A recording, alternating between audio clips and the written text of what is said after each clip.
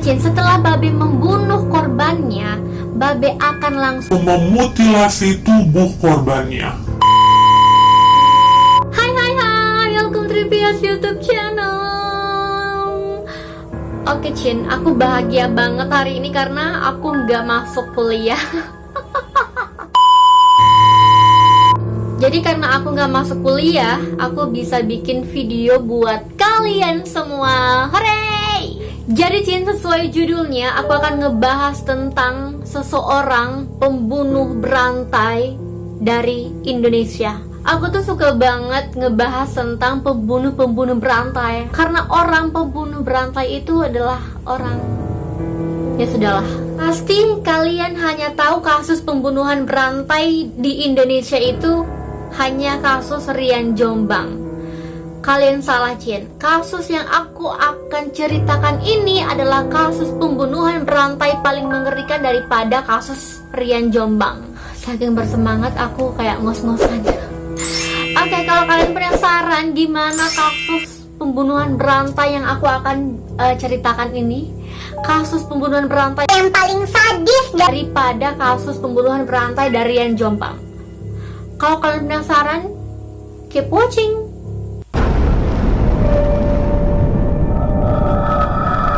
Bae Kuni, atau yang lebih dikenal dengan nama Babe. Babe ini Cin, dia melakukan pelecehan seksual sekaligus memutilasi korbannya. Dan harus kalian tahu, Babe ini melakukan pelecehan seksual terhadap anak laki-laki, bukan anak perempuan Cin. Oh my god. Nah Cin, Bae Kuni ini sering dibully oleh teman-temannya. Teman-temannya ini Cin memanggil Bae Kuni dengan sebutan si bodoh karena Bae Kuni sering tidak naik kelas. Nah Cin, otomatis anak yang seusia Bae Kuni saat itu yang masih duduk di bangku SD tidak tahan bulian dari teman-temannya. Jadi saat dia masih duduk di bangku SD, dia kabur ke Jakarta. Nah Cin, diketahui juga Bae Kuni ini adalah seorang anak dari petani miskin di Magelang, Jawa Tengah. Nah Cin, saat Bae Kuni di Jakarta, dia hidup sebagai gelandangan.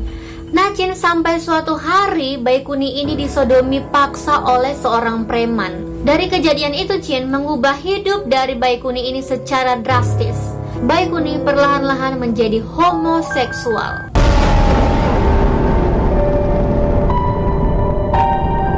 Cin, korban dari Bae Kuni ini rata-rata adalah anak laki-laki. Range usia dari korban Bae Kuni ini dari 4 tahun sampai 14 tahun.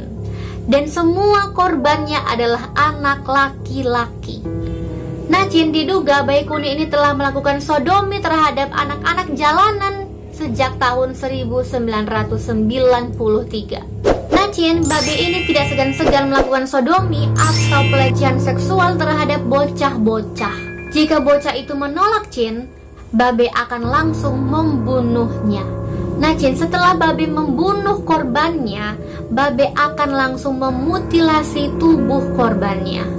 Untuk menghilangkan jejak, Babe memasukkan potongan-potongan tubuh manusia itu ke dalam kardus dan membuangnya di sungai atau ke tempat sampah. Nah Cin, ternyata Babe ini pernah masuk ke dalam penjara. Babe ini Cin pernah masuk ke dalam penjara dan hukum 2 tahun penjara atas kasus penculikan anak perempuan. Nah Cin, setelah bebas, bukannya Babe ini tobat, tapi dia mulai beraksi.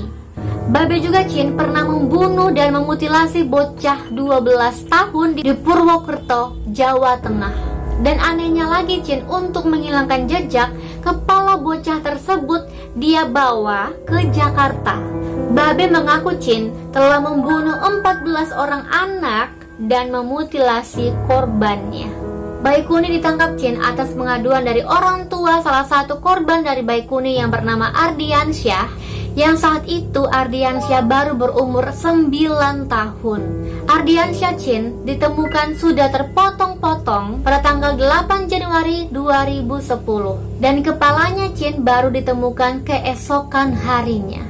Bae Kuni ditangkap Cin pada tanggal 9 Januari 2010. Baikuni ditangkap di rumahnya di Gang Masjid Haji Dalim, Pulau Gadung, Jawa Timur. Tertangkapnya Baikuni saat itu, Chin, terungkaplah semua kejahatan seksual dari Baikuni.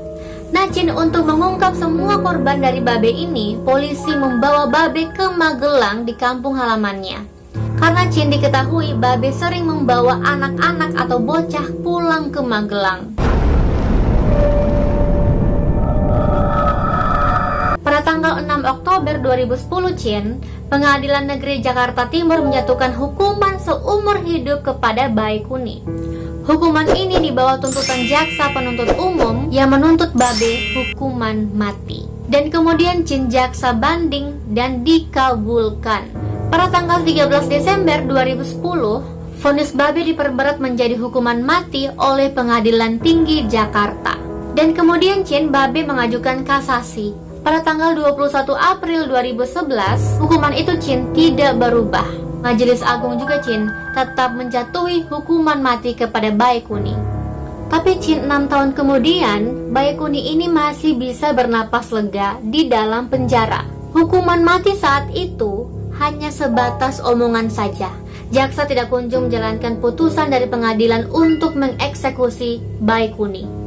Dan Chin, aku pun tidak tahu kalau sekarang ini Baikuni telah dijatuhi hukuman mati atau tidak.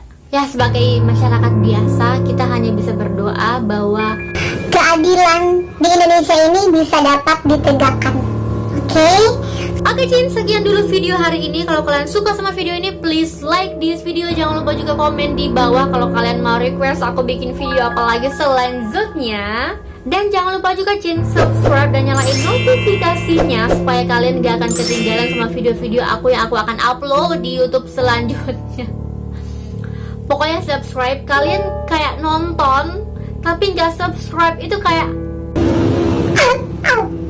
Sedih, aku tuh sedih. Dan juga jangan lupa follow Instagram aku @deputrisabria supaya kalian juga nggak akan ketinggalan sama info-info yang aku akan berikan ke kalian. Oke, Chin, see you di next video. Bye.